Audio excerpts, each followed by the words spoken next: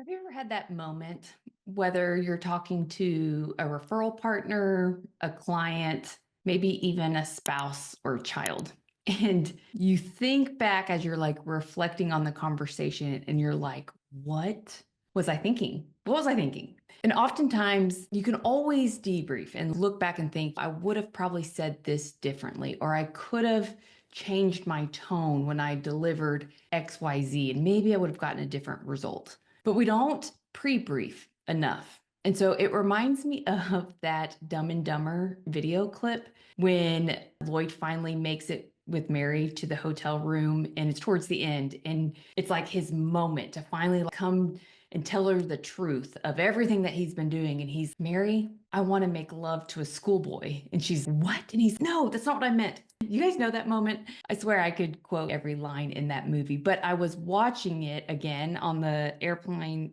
home from St. Louis this past weekend. And I was thinking that is often what happens in so many conversations that we have. And it's because we don't do the work before the work to pre-brief so that we don't have to be so harsh on ourselves on the debrief, thinking, God, I wish I would have said that differently, or I wish I would have said this, or why didn't I ask that? And so I thought that is kind of the perfect segue into bringing some light and some context around Todd Bookspan. So he's the CEO and founder of Win by Noon, runs a mega mortgage team. In fact, his wife runs it. They've done over 500 loans year after year for over a decade, like super successful, has multiple homes and investment properties, multiple businesses and streams of income. And with as much as that guy has going on, no wonder why he's Mr. Productivity. He's also my partner in crime in these 2-day certifications that we teach. And I know there's a lot of people who maybe have never heard of this book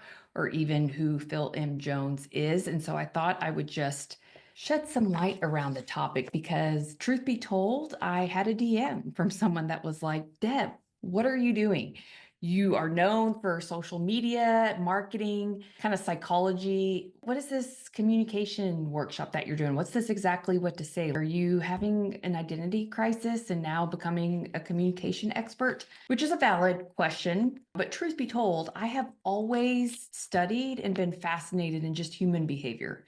Like, why is it that people do what they do or don't do what they need to do? Or even further, like when they know exactly like this is what it takes to succeed, like why won't they do it? Or even myself included, like I'm dunking Oreos at night in my milk, which I really like to get them like nice and soggy. And as I'm dunking the Oreo, I'm like, I really shouldn't be eating these this late at night. This isn't going to help as I'm trying to get like pre-summer. And even when I'm having that conversation with myself, I'm still dunking another Oreo. So I've always just been fascinated to study humans. And I think a big part of that is communication. Like to me, it's not always knowing exactly what to say because let's be real. Sometimes people hear what they want to hear and they don't always hear what's said. And there's the super communicators where they have this ability to connect digitally or face to face. And it's like, what is it that allows people to emotionally connect quicker, faster than others? And it's not just the words that we say, but it's also the tonality and context and making sure that we're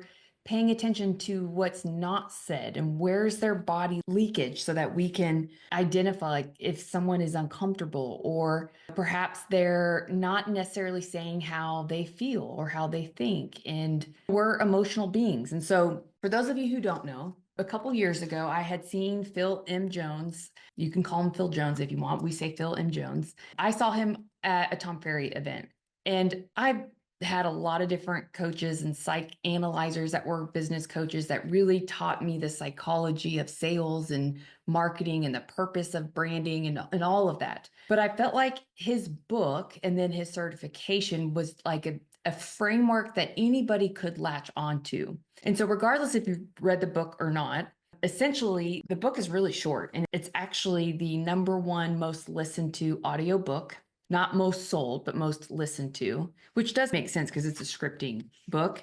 But there's been over 3 million copies sold. It's been translated in 29 different languages, and it's been trimmed of the fat so much that it could be used in over 800 different industries. The good and the bad with that is it's a tiny, massive book that you can read from cover to cover in literally 72 minutes, guys. But because so much had to be taken out where it could be used across so many industries, and that's what anytime you're publishing a book, you want it to be broad enough where it could be a bestseller. And Phil has written several books, like exactly where to start.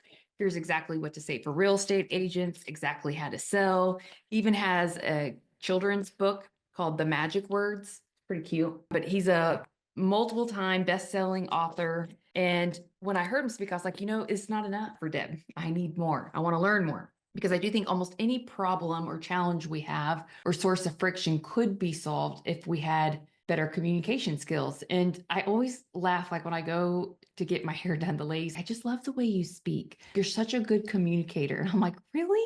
Because I've had to work really hard on that. And I joke with Phil and tell him I should write the book of exactly what not to say, because I love to do the shock and awe to just like get people to think. But when I was in D1, and if you've never heard of D1, this is the grade that kids go to between kindergarten and first grade when they think you're not ready for first grade. Now, the doctors and teachers had told my parents that identical twins, and for those of you who still may not know, my identical twin is Denise Donahue, the mortgage nerd. I'm the much younger version. Clearly, I know you could probably tell on your own, but they say that identical twins learn slower and usually have a difficult time communicating because we can almost finish each other's sentences. So what happens is I will speak and leave out like every third word, and my brain processes things really fast. So that combination together is not fantastic for most people when they're trying to listen to me. And it's because when I was growing up, like Denise knew what I meant to say or what I was saying when I didn't have to fully say the sentence. And it's very similar to those of you who've maybe been married for 40, 50 years, or have had a best friend that maybe you've lived with for a long time. Like you start to figure out each other's quirks and tendencies and body language, and you know when something's bothering them just by their body language and their expressions. And so that's what I equate it to, because I don't really believe in that twin telepathy. Is that how you say the word? I just think it's because we were roommates. So we had been around each other for so long that we just could finish each other's sentences. But what that created was not the best communicator, believe it or not. And I was the one that would often say things that wasn't always true, because I didn't want to say how I really felt, or I didn't want to ask for help, or I felt shame or guilt if I revealed that I didn't know something. So it was better to either not say anything at all or not ask. And that's exactly how our clients and referral partners often feel. And a lot of times salespeople are considered to be liars when sometimes buyers are liars. And it may not be intentionally, they just don't even know what they don't know because they've never been asked a strategic, curious question to help uncover like what's all in here that we can just take this mess. You pictured like a bundle of yarn, like all wrinkled together, and you just help them like lay it out. And piece by piece, we uncovered what's really going on here. What's the story? So then we can help them make the best decision moving forward. And so this takes empathy and building trust and getting people to feel safe, which means there's certain words during certain moments at a certain sequence that will help you get there faster. And if you can think of a chessboard with the knight, you know how he can cover more, like one move, you can cover more ground. That's what happens when you ask a more strategic question that can give you more context versus just playing checkers where it's like a move for a move and you don't really gain any context. So what I mean, like what's like a real quick example? I'm going to think of one that's like probably easy to relate to, that if you've ever seen a child, let's say like under 5 years old, maybe this is your own child, or maybe it was you one day, who was having like a tantrum, like, they're just having a fit. And what is it that most people, again, most people, most of the time, what do they typically ask that child in that moment?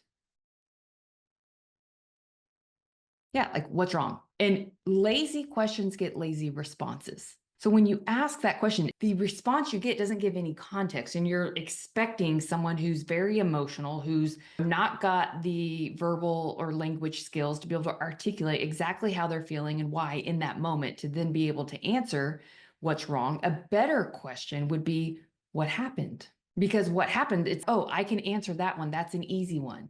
I can say what happened. Doesn't mean that that's what really happened. It could be their version of what happened. But that's just like a quick off the cuff example of how to ask a better question to gain context, which then gives you more paths to navigate and start the conversation where then you can get into logic. So back to my story of how I met Phil and how I wanted to take this further. After I saw him on stage, I learned that he does 1 or 2 private personal certifications a year where you fly to New York, and it's a 2-day immersive experience. There's no phone out, there's no computers out, there's no working. To earn your certification, you are there for 2 days, 9 a.m. to 5 p.m. You have to show evidence that you played all in for 8 hours each day to get the certification. So just FYI, like no scheduling flights early where you think you could leave or you think it's going to finish early. No, that doesn't happen. But when I attended the certification, you get a workbook. And the only way to get a workbook is by actually going through a certification, which I now teach. So this is kind of like landing the plane moment. I'll get to that part at the end. But the certification goes over 32 words. Magic words is what he calls them. Whereas the book only has 23 words, and they're not put in any kind of sequence because they had to like really trim the fat to make it where it was easy to use in multiple industries. So with the workbook, now we're playing with the words. We're applying what we've learned. We're identifying the most critical conversations that happen on repeat. And where are the moments and the micro moments that we're trying to create impact or influence to completely change the trajectory of this conversation? How do we start conversations where we don't have to fear rejection and just leaving with a new start line, but doing the work so that it starts to crystallize and start to make sense? Where unfortunately, when people read the book, and I know this because I've had people come up to me after I do speaking engagements or training of teams at different companies with either leadership staff or even their originators, where I will teach some of the methodology of this book and the principles. And people will be like, oh yeah, I've read the book before. I used this word at this time, and then I use this here. And I'm like, And it's great. I love that people have read the book, but that only gives the what. Like you don't learn the how, the when, the where, like the art and science behind knowing what to say, because it's not always what you say, it's what people hear and how people hear it, right? People don't always hear what we say. And it kind of depends on where they're at emotionally and having your own self-awareness and being able to have the IQ and the EQ to navigate and really help guide, whether it's your teammates, your family members, your business partners, clients. Like we're in the business of influencing those moments to help be the expert that guides people through one of the most emotional and important, complex situations that they will ever go through. And how do we do that? With empowering them with confidence and competence while you feel empowered to be able to be that guide for them, the world-class guide. So Todd and I, we went to the certification with Phil, and I was like, guess what? This isn't enough. I want more, because now I feel guilty. How can I have taken this certification? And I was thinking to myself, I feel convicted to bring this to the mortgage and real estate world. Like they need this. We have remarkably talented and successful professionals in our space, yet they're not reaching their maximum potential simply because they don't know what to say or how to say it or when or what it's even costing them, because there's no one either over their shoulder giving them that guidance and teaching them these principles, or they've bought these courses where you just memorize scripts, which scripts only work when the other person says exactly what you need them to say then say your next line. And so the magic words really aren't magical. Once you take a certification, you learn that they're just based on principles of psychology and influence. But that would be a much more difficult book to write on the principles of psychology and influence and persuasion. Not to be mistaken with manipulation, because language isn't something that we do to people. We do it for people when done right, because ethics and integrity means we help people make the best decision as the expert that is for them. So what are all the things that would have to be true for this to be their best decision? We are not manipulating. Okay, that's the difference. It's the motive behind the use of the words, and Phil's really big on this, where it's not, do people use it like dark psychology? Sure, but that's not what he has created his body of work around. This little book that was originally published in 2017, and it was a rewrite of a book that he wrote called Magic Words. And all of this came about because in really starting in like 2008, he was in the training and consulting business. Like he would train large companies and professional teams and sales teams how to be better. And what they would always ask is, okay, now tell us what to say. And it's less about memorization of scripts and more of being able to have kind of the aid or the cheat code by knowing the framework and the psychology behind the words, where you don't ever have to memorize scripts because now you understand the sequence and you understand when and how and what to listen for and what cues to look at to really give people the honest advice that they deserve. If you go to EWTS for exactly what to say with Todd and Deb, I did Deb because nobody spells Deborah correctly, and I still have people that call me Debbie. So it's EWTS with toddandDeb.com. You can sign up for our next certification. It is in May 14th through 15th. This time it's in Dallas. We do have limited seats available, which is a Phil Jones requirement. So what we've done is we've essentially shown enough confidence and competence with Phil that we have now become certified guides. And there's only a set number of certified guides in the US and certain number per industry, which is done by design, where because of our levels of mastery in front of Phil, he has given Todd and I the keys to really lead this for mortgage and real estate. And so Todd and I have taken the exact same course that Phil teaches, except now we do it at different parts in the country, making it easier for all the mortgage and real estate professionals in the US to either come to us if we're on the West Coast, or maybe you're Central or East Coast, and we offer them a couple times a year. So I will say, if you can't come to the one in May, which is in Dallas, be sure to sign up for the wait list because you will be first to be notified when our next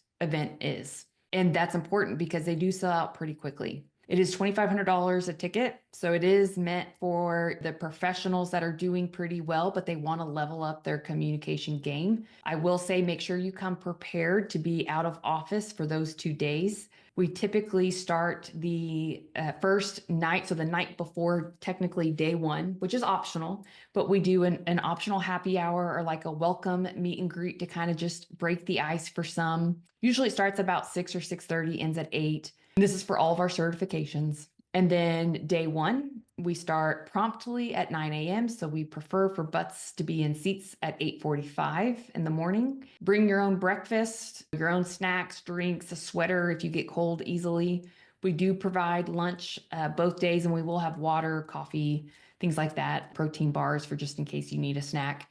But we do run in 90-minute increments. So 90 minutes, like 10, 15-minute break, then another 90 minutes. Then we break for lunch, which is about an hour and a half. Then we do another 90 minutes, we break, and then another 90 minutes.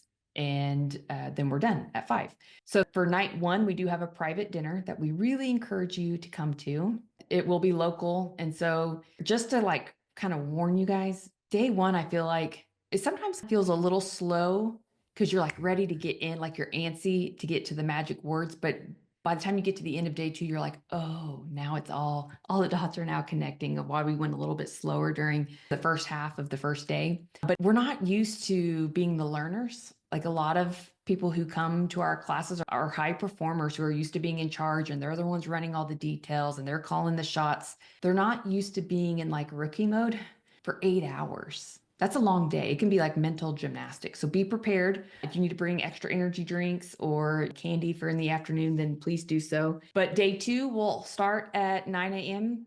I always like to warn people that day two is when we usually take photos. So we do a group photo and we'll do an individual photo with your certificate, and we'll send it to you so that you can post it. And we would love to be tagged as usual. But just in case you are wondering, like, what day should I wear my better outfit? Maybe day two, because that's when we do photos. But come as you are. Like, you don't need to get fancy for us. Be comfortable, have layers if you need it. There's no one to impress. It's a no judgment zone. But do know it is a all hands on deck. Everyone's playing all in. We're all taking turns reading out loud. We're role playing. We're applying the words to different critical conversations. We're giving everyone feedback. And the magic really happens based off the quality and attentiveness that make up the room. So it's the individuals in the room that can make it fabulous. And if you're distracted, or if you end up on your phone or on your computer, which we usually ask you, like when you're in the room, be in the room, And if you need to be out of the room, then go take a call or go be distracted outside of the room. Just know that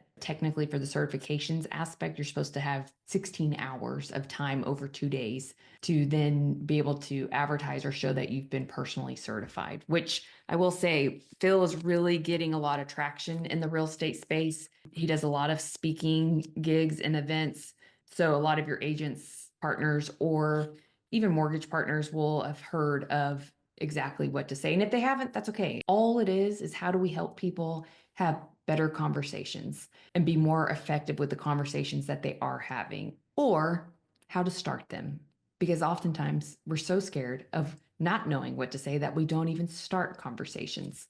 So if you're interested in attending any of our certifications or would just like more information, again, go to EWTS with Todd and Deb. You can click on the top button that says request more information. You can join the wait list if you'd like to get on the wait list. And then if you want like a list of people who've come through our certifications and just get their feedback and opinions, then reach out to Dave Savage or JJ Mazzo or Dino. I'm not even going to try to pronounce his last name, even though he's told me a million times. Justin Padron, Ricardo. You guys just let me know. I'll give you a list of people that you can reach out to. But I will say that probably the single biggest difference between the elite and the good is their ability to connect and know that the words that they choose matters. Knowing when to say something, when not to say something, the tonality, the facial expressions, and oftentimes we talk ourselves out of the sale. So I'm going to stop talking now and let you guys go check out exactly what to say. And then if you have questions, reach out to me. All right, I'll take care.